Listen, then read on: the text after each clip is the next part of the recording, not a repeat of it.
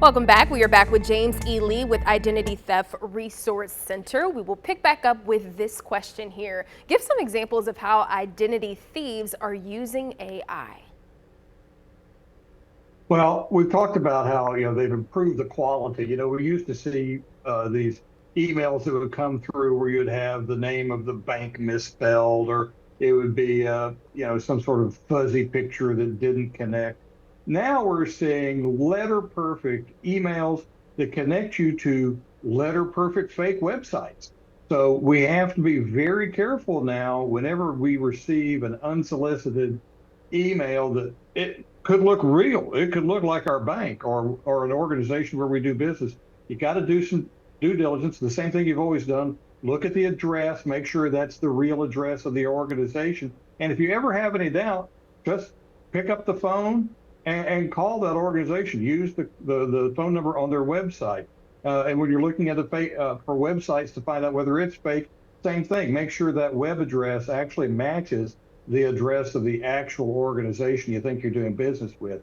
Those things, if you check that out, that'll save you a lot of trouble. The other thing they're using AI for is just to find people. They've got, trillions of pieces of information that they can dig through now with automated tools like AI to find out just the kind of person or just the kind of business they want to target, and they're using that to make those attacks much more efficient. Okay. Someone asked, I am involved in the AT&T data breach. Is my cell and PC at risk of using the web, such as accessing my important files? That's a great question. A lot of folks I'm sure saw the news last week that AT&T had been the victim of a cyber attack where the identity criminals stole virtually the entire database of all of their customers. Now, what they stole, though, had no names attached. So the risk of the information being misused against you is actually pretty low, except for it could be used for what we just talked about, some AI-driven texts that could be some sort of a scam. So you need to be very careful about when you get these unsolicited texts.